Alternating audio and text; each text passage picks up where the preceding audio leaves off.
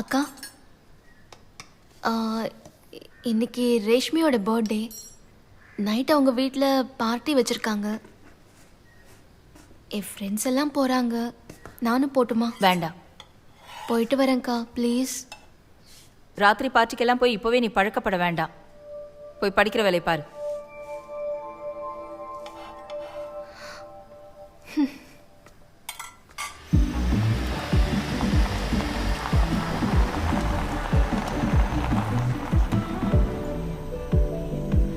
லேட்டெல்லாம் ஆகாதுல்ல? அக்காவுக்கு தெரிஞ்சா எனக்கு கொன்னுடுவா. ஏய், உங்க அக்கா கிட்ட இதெல்லாம் போய் யார் சொல்ல போறா? நீ எதுக்கும் பயப்படாத, வா. ம். ஏய், ஸ்டார்ட் பண்ணிட்டீங்களா? நீ வரமாட்டேன்னு சொன்ன. அதெல்லாம் நான் கன்வின்ஸ் பண்ணிட்டேன். ஆனா சீக்கிரமா போயிடணும். சரி, ஹாப்பி பர்த்டே. தேங்க்யூ.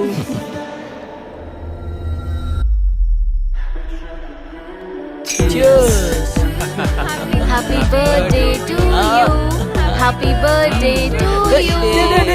Hey.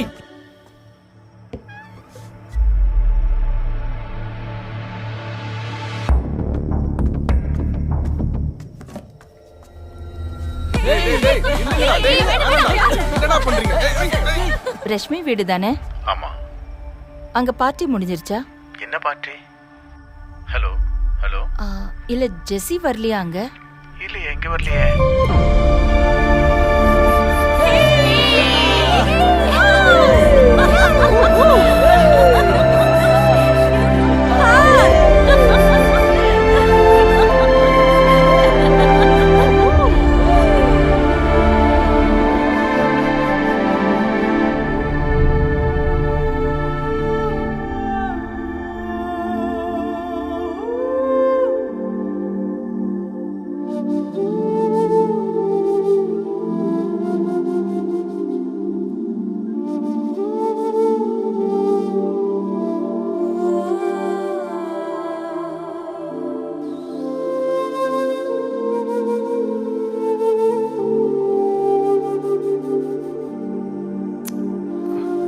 ஏய், என்ன பண்ணிட்டு இருக்க நீ?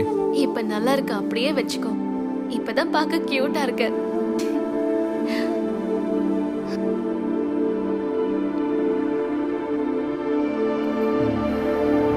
சித்து, டைம் ஆச்சு, கிளம்பலாம் வா. ஷிட்.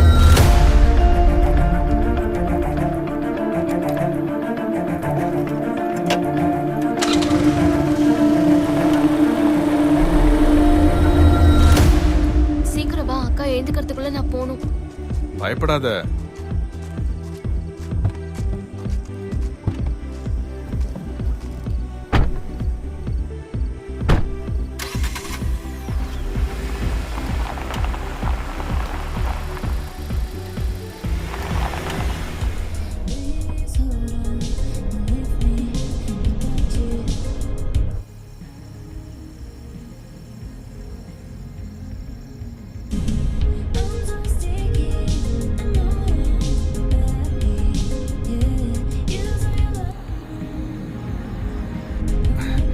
ஒரே ஒரு முத்தம்.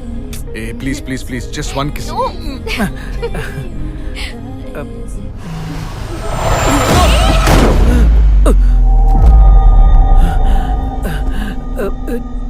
ஜெசி,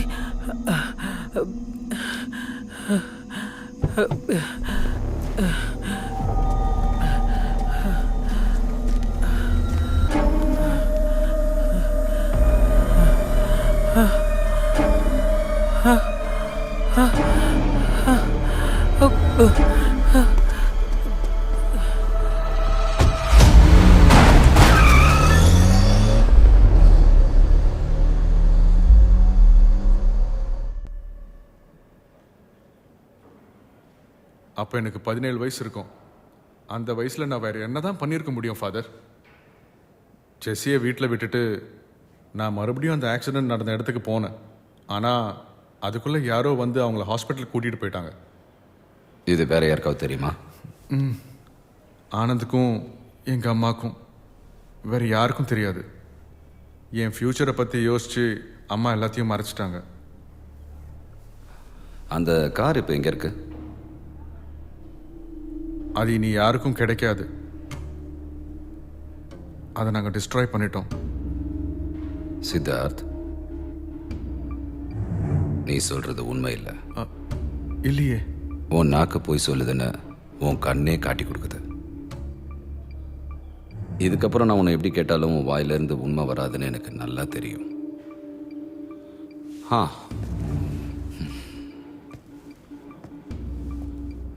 பரவாயில்ல, நான் பார்த்துக்கிறேன். ஸ்டேட்லேயே ரொம்ப ஃபெமிலியரான ஒரு ஸ்போர்ட்ஸ் ஸ்கூல் எங்களுது. ஸ்கூல் ஹெட் கோச்சான சுதர்ஷன் சார் கிட்ட மேடம்க்கு சில ஈகோ இஷ்யூஸ் இருந்தது. சார் ஸ்பெஷலாக கோச்சிங் கொடுத்த அத்லீட்ஸான ஆனந்த், அபர்ணா அவங்க எல்லார் மேலேயும் மேடம் கொஞ்சம் கோவம் இருந்துச்சு. இன்னும் சொல்லணும்னா ஜெஸ்ஸி என்னைக்காவது வந்து என்கிட்ட பேசினா கூட மேடம்க்கு அது சுத்தமாக பிடிக்காது. ஃபைனல் இயரில் ஒரு ஸ்போர்ட்ஸ் மீட்டுக்கு போகிறதுக்கு முன்னாடி டோன்ட் வரி, நான் பார்த்துக்கிறேன். Okay sir.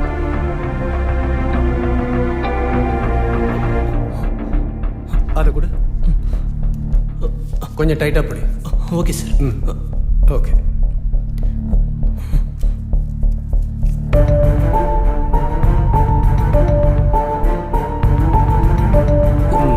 Perfect. Sir sir sir sir madam பார்த்துட்டாங்க சார். சீக்கிரம் எடுத்து டாய்லெட் போ. சரி சார். சார் ப்ராப்ளம் ஒன்றும் வந்துடுறதில்ல. நல்லா இருக்கே, நல்ல கோச்சிங். பாய்ஸ் டாய்லெட்டில் உங்களுக்கு என்ன வேலை டீச்சர்? அப்ப இவங்க என்ன பண்றாங்க? இப்ப பிரச்சனை அது இல்லையே. நீங்க ஸ்டெராய்ட்ஸை உபயோகிச்சு தான் ஸ்டார்ஸை கிரியேட் பண்றீங்களா? அதுக்கு யார் யூஸ் பண்ணா? உபயோகிக்க ஆரம்பிச்சிட்டீங்களே. நான் இதை ரிப்போர்ட் பண்ணுவேன். செய்யுங்க, அப்புறமா டெஸ்ட் பண்ணி பாருங்க. இவங்க உடம்புல இருந்து ஸ்டெராய்டோட ஒரு சொட்டு கூட கிடைக்காது. நீங்க போய் உங்க வேலையை பாருங்க மேம். நீங்க சொன்னாலும் யாரும் நம்ப மாட்டாங்க. அது எனக்கு தெரியுமே. எனக்கு தேவையானதெல்லாம் இதுல இருக்கு. மேடம் ப்ளீஸ் இதை பெருசாக்காதீங்க. போடா டே. Madam please madam, please madam, இதை ரிப்போர்ட் பண்ணாதீங்க மேடம் ப்ளீஸ். ஹே, அதுக்கப்புறம் என்ன நடந்தது? அதுக்கப்புறம் எனக்கும் மேடம்க்கு எந்த பிரச்சனையும் நடக்கல. என் கேள்வி அது இல்லை. இந்த பிரச்சனை எப்படி சால்வ் ஆச்சு? மேடம் அதை கம்ப்ளைண்ட் பண்ணிட்டாங்க. டீச்சர் ப்ளீஸ், ஸ்கூலோட கிரெடிபிலிட்டி இதனால கெட்டு போயிடும். மற்ற ஸ்கூல்ஸும் மீடியாவும் இதை பயன்படுத்தி நம்மளை அசிங்கப்படுத்திடுவாங்க. சார், குழந்தைங்களோட எதிர்காலத்தை கெடுத்துட்டு என்ன கிரெடிபிலிட்டி, என்ன அச்சீவ்மெண்ட்? சார், நீங்க இதுக்கு அகேன்ஸ்டா ஆக்ஷன் எடுக்கணும். டீச்சர், இந்த மாதிரி மறுபடியும் நடக்காம நான் பாத்துக்கிறேன். முடியாது சார், ஸ்ட்ரிக்ட் ஆக்ஷன் வேணும். இந்த ஆளையும் இவங்களையும் ஸ்கூலை விட்டு அனுப்பணும். முடியாது டீச்சர், அந்த மாதிரி என்னால செய்ய முடியாது. ஆக்சுவலி அவங்க ஸ்டெராய்ட்ஸ் யூஸ் பண்ணல, யூஸ் பண்ண போறாங்கங்கிறது தானே உங்க கம்ப்ளைண்ட். சரி, இந்த ஆதாரத்தை வச்சு என்ன செய்ய முடியும்னு நான் காமிக்கிறேன். டீச்சர், சரி, அதுக்கப்புறம் என்னாச்சு? அதுக்கப்புறம் மேடம்க்கு ஒரு ஆக்சிடென்ட் நடந்துருச்சு. அதோட அந்த பிரச்சனை முடிஞ்சிருச்சு. அந்த ஆக்சிடெண்ட்டை பற்றி உனக்கு ஏதாவது தெரியுமா? இல்லையே. சித்தார்த் உன் ஃப்ரெண்டை நான் ஒரு தடவை பார்க்க முடியுமா? ஃபாதர், இந்த விஷயத்தை பற்றி நம்ம அப்புறமா பேசலாமா ஃபாதர்? பாய். அது உண்மைதான். என் உலகத்துல நானும் ஜெஸ்ஸியும் மட்டும்தான் இருந்தோம். உயிரோட இருந்தப்போ நான் என்னோட அன்பை அவளுக்கு வெளிப்படுத்தல. இந்த குழந்தை உருவத்துல அவளோட வாழ்ந்த அந்த கொஞ்ச நாள் என்னால அது முடிஞ்சது. ஒரு பரிகாரம் மாதிரி. ஃபாதர், என் ஜெஸ்ஸிய கடைசியா ஒரு தடவை தொட்டு பார்க்கட்டுமா?